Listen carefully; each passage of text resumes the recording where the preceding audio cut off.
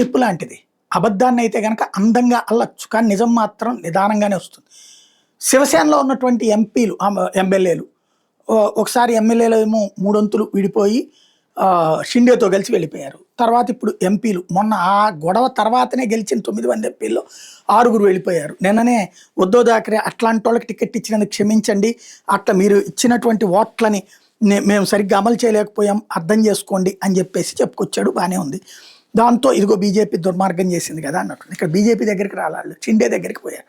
Point ఏంటి అన్నటువంటి విషయం మీద నిన్న శివసేన నాయకులు మెయిన్ నేషనల్ మీడియాతో క్లియర్గా చెప్పారు. ఇదివరకు శివసేనని ఎవడన్నా చేల్చాలని ప్రయత్నించారా? ఇప్పుడైనా ఎవడైనా ప్రయత్నిస్తున్నాడా?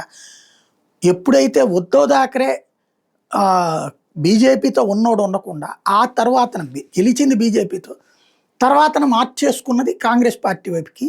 అంటే అప్పటిదాకా ఆ పార్టీ పట్ల నీతి విలువల్ని నాశనం చేశాడు అతను. కాబట్టి అప్పటి నుంచి ఆ ఎమ్మెల్యేలు యువతలకు వచ్చారు. అట్లాగే ఎంపీలు ఇవాళ ఎందుకు యువతలకు వచ్చారు? ఉద్ధవ్ థాకరే అనేటటువంటి వాడు పార్టీ నడుపుతున్నాడు, వాళ్ళందరూ ఉద్ధవ్ థాకరేని చూసి ఓట్లు వేశారు. కానీ ఉద్ధవ్ థాకరే ఉంటే బాగానే ఉంటుంది, ఆదిత్య థాకరేకి అప్పచెప్తున్నాడు. ఆదిత్య థాకరే ఎట్లాంటి క్రిమినల్ మైండ్ సెట్ ఉన్నటువంటి వాడు సుశాంత్ రాజ్పుత్ ఉదంతంలో చూసాము. కాబట్టి అట్లాంటి హయాంలో తంపరువులు పోతే ఏం చెప్పి వాళ్ళు వస్తున్నారు. ఈ మొత్తం గొడవకు కారణం శివసేన చేసినటువంటి ఉద్ధవ్ థాకరే చేసిన తప్పని గుర్తుపెట్టుకోండి అని చెప్తున్నారు.